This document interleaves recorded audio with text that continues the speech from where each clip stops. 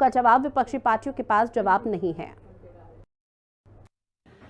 बात करेंगे उत्तर प्रदेश सरकार में मंत्री ओम प्रकाश राजभर हमारे साथ मौजूद हैं। सर, जिस तरीके से उत्तर प्रदेश में अभी विधानसभा चुनाव में समय है, लेकिन लगातार चुनाव आयोग पर सवाल खड़े किए जा रहे हैं। सपा प्रमुख अखिलेश यादव सीधे तौर पर कह रहे हैं कि जवाब जिला अधिकारियों से क्यों दिलाए जा रहे हैं। उनका जवाब जनता थोड़े देगी।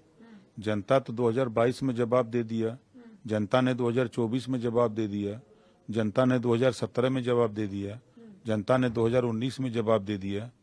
तो अब जनता से तो जवाब लेते लेते थक गए। तो अब रिटेन में अगर कोई कंप्लेन इनकी होगी तो उसका जवाब तो अधिकारी ने देगा।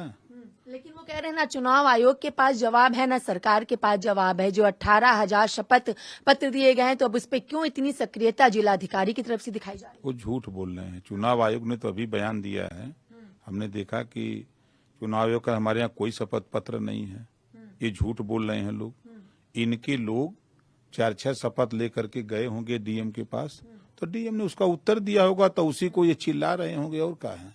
आप बताइए, अखिलेश जी प्रेस के सामने खड़ा होके हाथ में 1800 कह रहे हैं ना, तो कै को लिए हुए हैं? कहीं रखे हैं बंडल दिखाने के लिए?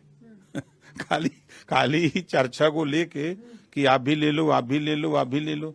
ये 10 गो हाथ में लेके, जैसे बाबा साहब डॉक्टर अम्बेडकर जी का संविधान लेके ये घूमते हैं। इनसे पूछा जाए कि संविधान में कितने पेज हैं, कितने पृष्ठ हैं? संविधान में एक को पन्ना पढ़े हो आप लोग?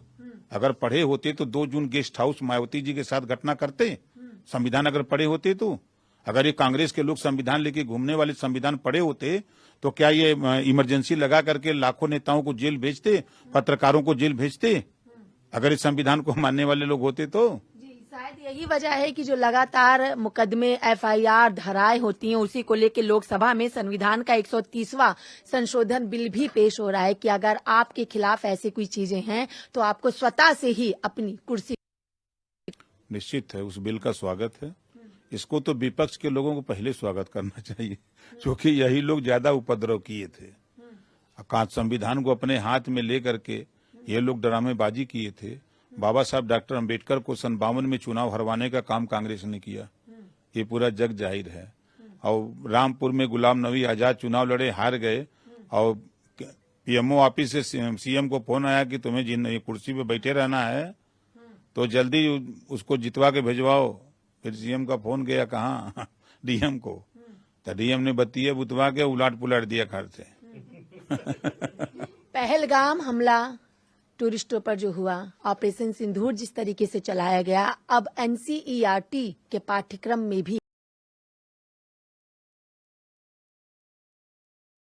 अच्छी बात है कि जो हमारे देश की सेना ने, जो हमारे देश के प्रधानमंत्री ने पहलगांव घटना को लेकर के जो सेना को छूट दिया, सेना ने दुश्मन के 100 किलोमीटर उसके घर में घुस करके 9 आतंकवादी ठिकानों को ध्वस्त किया, और एक ऐतिहासिक कदम सेना ने उठाया, जिसका स्वागत पूरा देश नहीं पूरी दुनिया कर रही है।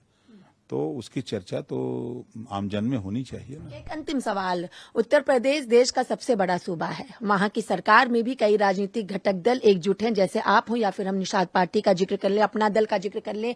निषाद पार्टी का 10वां अधिवेशन है, आप भी उसमें सम्मिलित होने के लिए पहुंच रहे हैं।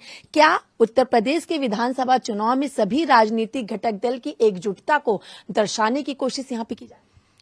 निश्चित है कि जो अखिलेश यादव जी पीडीए चिल्ला रहे हैं, तो उस पीडीए को ताल कटोरा में लाकर घुमाया जा रहा है, ताकि इस समय दिल्ली में है, सदन चल रहा है, तो उनको भी पता हो कि जो जिस पीडीए की हम बात करते हैं वो हमारे साथ नहीं है। बहुत बहुत शुक्रिया। हमने बात की उत्तर प्रदेश सरकार में मंत्री ओम प्रकाश राजभर से। वीडियो जर्नलिस्ट सत्येंद्र के साथ में कंचन अरोड़ा, दिल्ली, हिंदी खबर।